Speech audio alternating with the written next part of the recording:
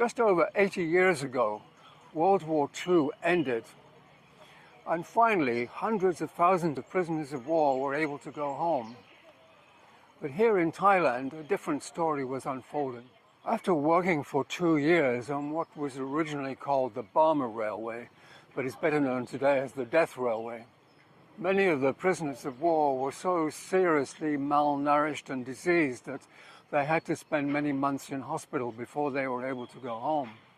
But in some ways they were the lucky ones, because an estimated 12,000 prisoners of war died building this railway, along with an unknown number of indentured labourers who came here basically from Singapore, Malaya and around the region, estimated to be about 250,000, of whom 100,000 died. Now, that equates to one person for every railroad tie or sleeper that was laid. About 7,000 Commonwealth and Dutch prisoners of war are buried just up the road from here at the Kanchanaburi War Cemetery. The Allied War Commission covered the entire length of the track in order to retrieve corpses.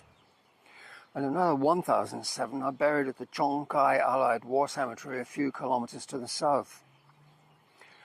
I didn't linger long there, as it's known to be a favorite haunt of the mildly venomous golden tree snake, although they apparently don't like humans, but I have to say the feeling's mutual.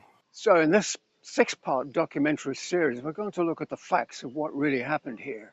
We're going to look at where it started and where it ends, along with visits to the places where the terrain is so mountainous and rugged it seems almost impossible that you could build a railroad there. I will, as unemotionally as possible, describe the conditions that the workers faced and how they were so badly mistreated. It won't be a happy story, but hopefully we can temper that by taking a ride on the train on the parts that still exist today, and many of which are very picturesque. The best known part of the railway is right here in Kanchanaburi, on what most people know as the bridge on the River Kwai, which was made famous by the movie of the same name. And that's a little bit ironic, because this isn't the bridge that we saw in the movie, because the movie was totally shot in Sri Lanka, and this isn't the River Kwai. I'll explain that in just a moment.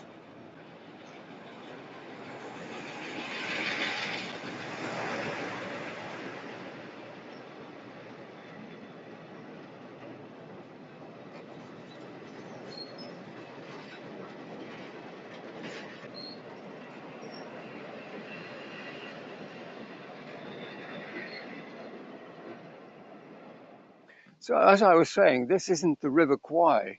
There are actually two rivers that run through Kanchanaburi, the Kwai Yai Noi and the Kwai Yai Yai. That's Noi for small and Yai for large. This one is the latter. But to confuse things further, until 1960, it was known as the Mare Klong. The Mare Klong is the river that runs down through Ratchaburi province out into the Bay of Bangkok.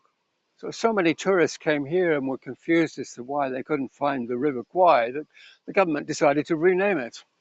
It's a small matter, but many of the places that we will go to in this series, the river will feature prominently.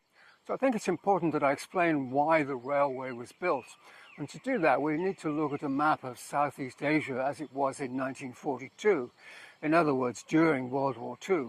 By this point, Japan had invaded and occupied French Indochina, which included Vietnam, Laos and Cambodia to the east of Thailand. They had also taken control of both Malaya and Singapore to the south. They had attacked Thailand, which after a brief skirmish surrendered. But Thailand decided to align itself with Japan, which basically meant the Japanese could do whatever they wanted in Thailand, but at the same time, Thailand could claim it had never been occupied. Semantics, I think. Let's be charitable and drop both flags on Thailand. But to the Japanese, Thailand was chicken feed. Their ultimate objective was to push the Brits out of India. And to do that, they needed to take good control of Burma. And to do that involved moving an unimaginable number of troops and military hardware from Japan into Burma. Right here in Kanchanaburi, it was probably the only town of any size between Bangkok and Yangon. There was a road which reached here, But after here, there was really nothing more than mountainous jungle terrain. Now, it was possible to ship by sea, but it meant going all the way around Singapore and up through the Straits of Malacca into the Andaman Sea. And that was not only slow, but it was subject to attacks by submarines. So, not to be outdone, the Japanese decided to build a railroad. In the next episode, we'll take a look at some of that terrain. We'll start where the line begins at Nong Pla Dok, which is about 60 kilometers to the east. And we'll zoom through Kanchanaburi and we'll end up at Nam Tok, which is about 60 kilometers to the west.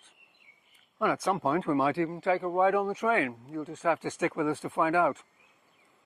And if you'd like to follow the rest of the series, which I hope you will, please don't forget to subscribe and most importantly, hit that notification bell so that you get a warning when there is a new episode. So we'll see you in the next one on Saturday.